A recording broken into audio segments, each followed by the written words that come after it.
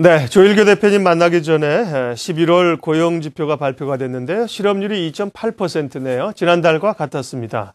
고용률은 59.7%. 그러니까 실업률 지표가 문제가 많거든요. 고용률을 많이 봐줘야 되는데요. 전달에 60.1%에서 59.7%로 고용률은 조금 낮아졌습니다. 실업률 2.8%.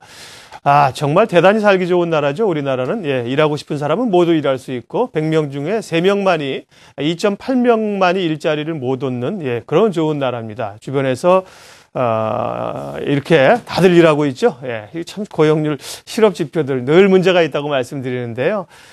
뭐 유럽이나 뭐 이런 경우는 뭐 실업률이 일부 국가들은 20% 육박하고요. 대단히 그 경제가 안 좋습니다만 우리는 뭐 지표 자체는 상당히 너무 좋아서 문제가 있습니다. 지표를 현실에 좀 체감 있게 맞도록 이 정부 관료들이 맨날 숫자 좋다는 것만 표방할 게 아니라 현실에 맞는 지표들을 좀 내놔야 국민들이 좀 공감하면서 교감할 수 있지 않겠습니까?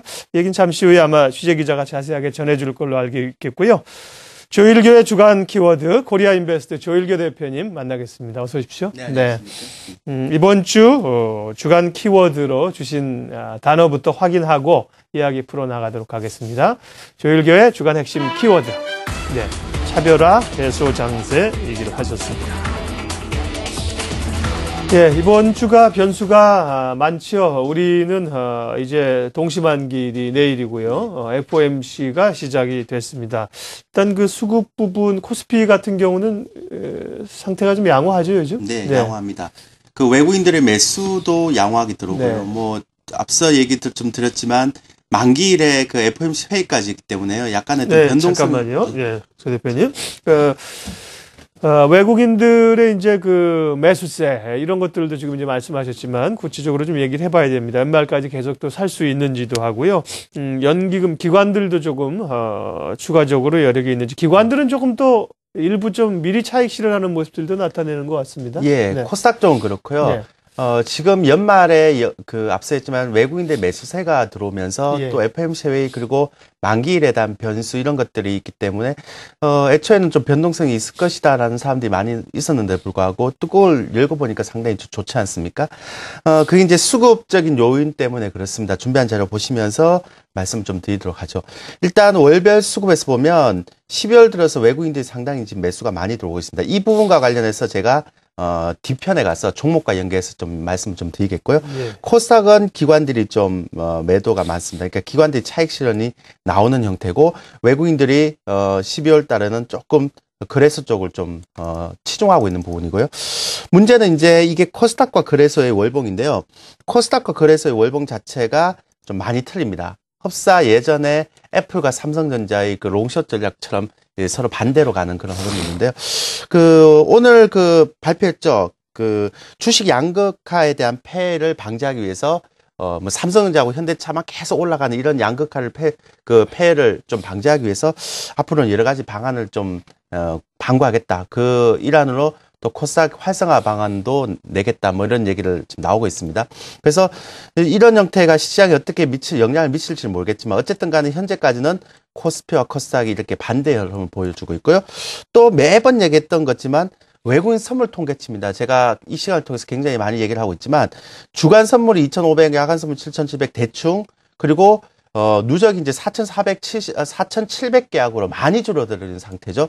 근데 이제 여기 보면 11월 19일, 그러니까 이번에 기술적 반등한 이후로부터 시작해서 선물이 26,000계약까지 순매수가 들어왔습니다. 이 부분에서는 기존 매도에 대한 환매수도 있겠지만 신규 매수도 있겠죠. 그래서 이번 옵션 만기일이 굉장히 독특한데요. 이게 이제 선물 동량을 보면 앞서 했지만 11월 19일부터 12월 11일까지 26,000계약이 들어와 있고요. 그리고 지금 어제 보면 12월물하고 3월물 자체가 상당히 지금 미결제 약정이 감소되고 증가되고 있습니다. 지금 제가 이 부분을 굉장히 중요하게 생각하는 건요. 지금까지 올해 들어서 3월달, 6월달, 9월달, 12월달 4번에 걸쳐서 롤오버 물량이 계속 매도 우위였거든요. 예. 근데 지금 주간 선물에서 보면 이렇게 변화가 있고 또 앞으로도 어떤 변화가 일어날지 모르겠지만 어쨌든 3월 달에 미결제 약정이 증가가 굉장히 많이 일어나고 있기 때문에 혹시라도 이번 달 물 자체에 그러니까 롤오버 물량 자체가 이전하고 좀 다르게 매도가 엄청나게 줄든지 아니면 매수로 롤오버가 된다면 1월 달 시장 자체가 약간은 또 긍정적으로 볼 수 있는. 그러니까 지금까지는 롤오버 물량 자체하고 틀릴 수 있다는 겁니다. 그래서 여러분들이 이번 달 롤오버 물량을 만기 끝나면 확인하시고요. 마지막으로 옵션 포지션을 보면요. 이게 지금 누적 계약수하고 확정 손익이 나오는데요. 이 확정 손익이나 누적 계약수를 보면 전체적으로 위쪽에서 좀 어느 정도 열려 있는 거고 아래쪽 자체는 좀 막혀 있습니다. 근데 이 부분에서 보면 위쪽에서 이 정도의 외국인들의 그 매도 포지션 자체가 23,000계약이 있는데 요게 옵션 만기 같으면 이 부분만 인정하면 되는데요. 이게 선물 옵션 동시 만기이지 않습니까? 그러니까 앞서 얘기 드렸던 것처럼 요 부분들이 변수가 되기 때문에요. 이게 신규 매수에 많이 포함되어 있다면 앞서 했지만 만기 때까지 굳이 떨어뜨릴 필요가 없겠죠. 외국인들이 땡겨놓고 선물에 대한 이익을 극대화시키면 되니까. 그러니까 전반적으로 봤을 때는 이번 만기일까지는 뭐 어차피 크게 내려올 거는 없겠다. 그렇게 생각하시면 될 것 같습니다. 네. 내일이 또 동시만기일이라요. 수급 상황을 먼저 봐주셨습니다. 이제 시장의 그 구조적인 측면을 좀 보겠습니다. 먼저 코스피부터 좀 보지요. 삼성전자, 현대차 뭐 일부 종목에 쏠림 현상이 있다고 하셨고요. 거기다가 그동안 이제 좀 낙폭과대 소외주들이 좀 반등하는 모습이고 전반적으로 이제 코스피도 온기가 햇살이 골고루 퍼지는 상황은 아니지 않습니까? 네, 맞습니다. 근데 다행스러운 건요. 네. 그 삼성전자가 현대차 삼성전자가 많이 올라와서 이 부분들이 차별화가 원체 심했기 때문에 이거를 11월 19일부터 시작해서 지금 좀 해소되는 거는 그나마 다행이지 않습니까? 이런 해소 과정이 너무나 비정상적으로 벌어져 있기 때문에 다시 이제 좁혀지는 건 맞는데요. 어제 시가총액 상위 종목 코스피 준비한 자료 한번 보시죠. 제가 종목 얘기하면서 내년에 1월달 장세까지도 지금 조심스럽게 예상을 해보는데요. 역시 삼성전자와 IT 쪽과 그 다음에 낙폭과대 쪽, 그러니까 노란색으로 표시한 부분은 항상 맞잡고 있습니다. 그러니까 삼성전자 가면 이쪽이 못 가고 이쪽이 가면 삼성전자가 못 가는 그런 구조죠. 그러니까 올해 내내 삼성전자, 현대차 가기 때문에 지금 정부 당국에서도 주식 양극화 폐해 방지하기 위한 그런 정책이 나오지 않습니까? 문제는 이런 차별화가 원체 올 1년 동안 많이 이루어졌기 때문에 12월까지는 이런 차별화, 그러니까 상대적으로 못 갔던 종목들이 계속 갈 수 있다라고 계속 말씀드렸던 거고요. 근데 이제 코스닥 쪽 보면 코스닥 역시도 기존의 주도 업종들이 상당히 많이 떨어지고 있고요. 밑에서 올라오는 종목들이 상당히 올라오고 있습니다. 근데 코스닥이나 그래서나 이런 차별화가 좀 해소가 되는 국면인데 그럼 왜 이런 현상이 일어나는가에 대한 부분을 원인 분석을 하기 위해서는 제가 분석을 해야 되겠죠. 예전에 제가 2012년도 등락률을 봤을 때 지금은 이거 어제까지 적용한 건데요. 삼성전자, 현대차가 엄청나게 많이 상승했고 나머지 호남석유, 화학주, 은행주 이런 종목들이 굉장히 많이 떨어져 있었는데 불과 3주 만에 많이 올라왔죠. 이유는 뭐냐면 11월 19일부터 시작해서 이번 기술적 반등이 시작된 시점부터 시작해서 보면 지금 모든 종목들 특히 낙폭과대 종목인 조선, 건설, 호남석유, 건설주 이런 것들이 한 12%, 15% 올라오면서 차별화가 해소됐거든요. 근데 여기서 또 하나 우리 봐야 될 거 있습니다.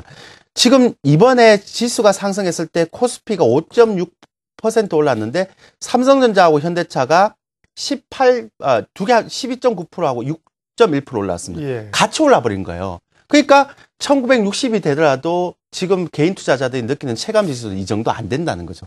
그러면 이제 문제는 뭐냐면 왜 이런 현상이 일어났을까? 왜 외국인들이 12월 달에 거래소에 낙폭과대 종목 올렸을까를 따져봤을 때는 제가 지난주에 같이 왔죠.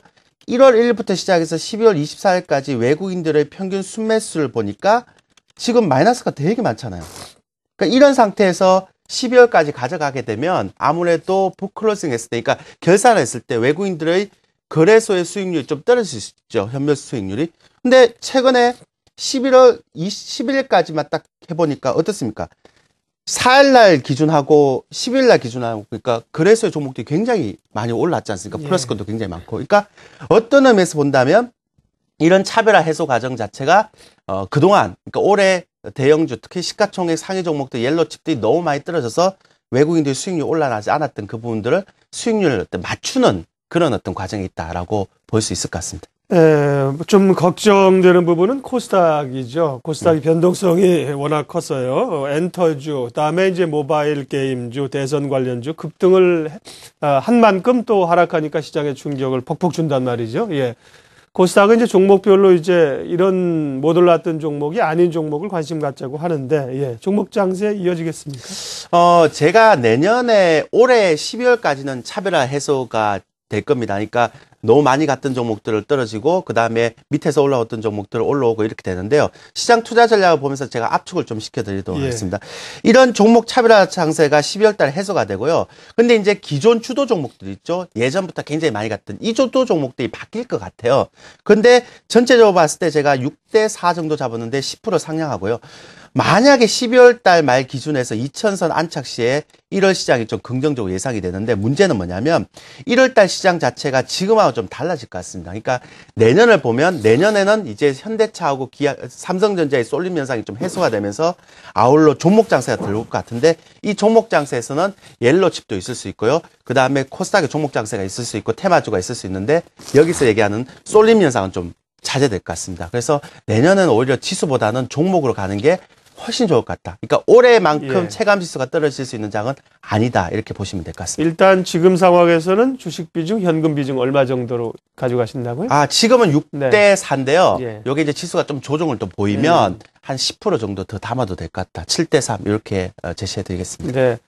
바람직한 현상이죠. 뭐 가는 종목만 몇 개 가는 게 아니라 내년 되면 이렇게 또 못 올랐던 주식들, 정책 테마주들, 관심주들 좀 오를 수 있다는 거 주목하면서 내년 조율하면서 대응하면 좋은 결과가 날 것 같습니다. 조일교의 주간 키워드 코리아 인베스트 조일교 대표님 함께했습니다. 고맙습니다. 네, 감사합니다.